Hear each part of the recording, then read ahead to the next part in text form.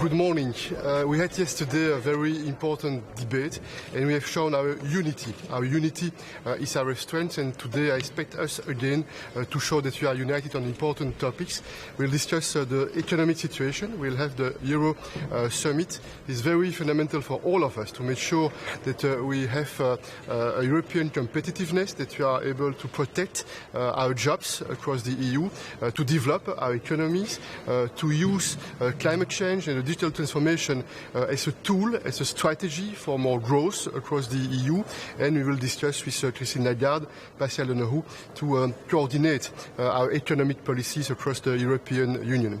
We have also on our agenda today some foreign affairs topics, and an important one is of course Ukraine, and as you know we are determined to repeat and to recall that our support for Ukraine is steadfast for as long as it takes. Yesterday, Vladimir Zelensky addressed virtually the European Council. We will discuss with the leaders how we can make sure in all strengths of our action that we develop more support for Ukraine and that we maintain and even we reinforce the pressure against Russia through our sanctions. Foreign affairs, some other topics. We'll discuss the situation in the Western Balkans, in the Sahel or in the South Caucasus, for instance. We'll also prepare our position for COP28, and probably migration will also be discussed to make the follow-up after the last meeting we had in Grenada on this topic. Please. Can you repeat, please? You mentioned unity there. How worried are you leaders aren't showing the same unity on money for Ukraine? I'm confident because yesterday we had an in-depth discussion on the MFF review, the review of our budget, and it was the occasion to feel and to understand that there is a broad support for Ukraine, which is extremely important because all of us understand that the Ukrainians are fighting for their future, for their land. They are also fighting for our values and principles. How do you make sure that you bring member states such as Hungary and Slovakia on board as well? We need to make sure that we make decisions by unanimity and by consensus. And those meetings of the European Council, this is systematically an exercise of collective intelligence to make sure that we can convince, that we can argue, and at the end that we are united. What was the case again yesterday for this Middle East situation, and today I'm confident that again we'll be able to decide all together by unanimity, by consensus. Can you give us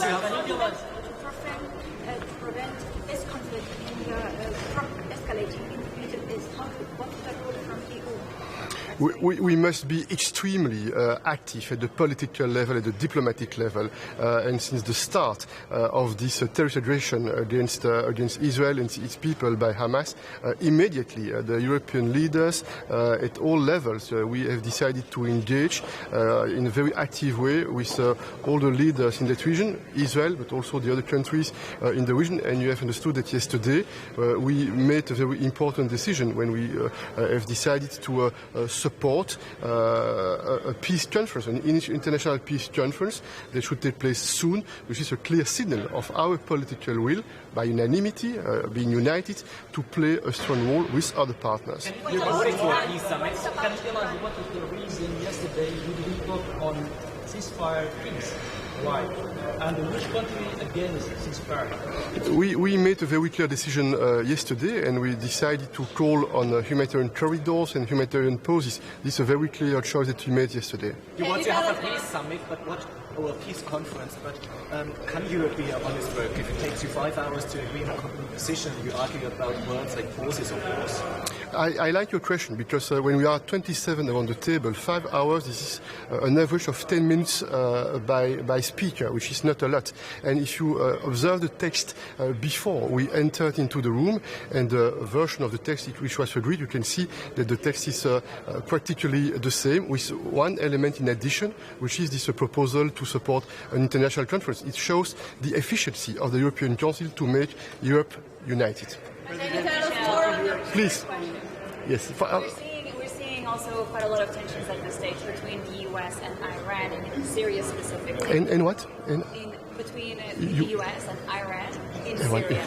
Are you worried that we're actually heading towards a broader conflict in the Middle East? We are all aware that this situation is extremely dangerous for the region and for the world. And that's why we are so active to try to avoid facing a regional escalation with a risk that Iran get involved directly or through proxies, which would make the situation much more difficult. And I can tell you that when I was talking with many leaders of that region, they were drawing our attention on the importance to work together in a coordinated way to prevent the risk of regional escalation. And that's why this situation is so serious. That's why 5 hours discussion on this topic is, I think, something that's needed to make sure that we are not discussing on one word here or one comma there, but that we have a real in-depth strategic debate to understand what can be the next steps, what can be the next options.